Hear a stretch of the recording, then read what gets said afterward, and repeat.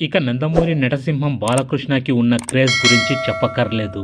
60 ఏళ్ల వయసులోనూ వరుస సినిమాలతో వెండితెరపై సందడి చేస్తున్నారు. మాస్ యాక్షన్ చిత్రాలతో బాక్సాఫీస్ వద్ద సంచలనం సృష్టిస్తున్నారు.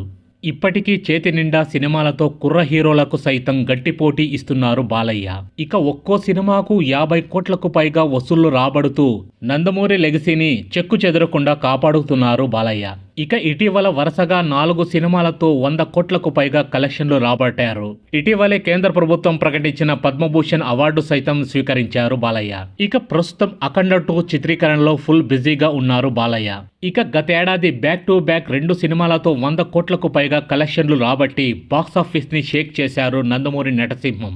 ఇక అఖండ 2 చిత్రంపై ఇప్పటికే భారీ అంచనాలు నెలకొన్నాయి.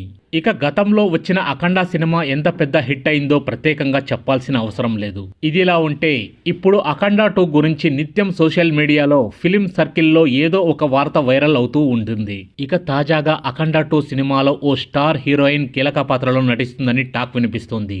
ఇక బాలయ్యకు జోడీగా ఆమె ఎన్నో సినిమాలు చేసింది. బాలయ్య పక్కన హీరోయిన్ గా చేసిన ఆమె ఇప్పుడు అఖండ 2 సినిమాలో కీలక పాత్రలో కనిపించనున్నారని అంటున్నారు.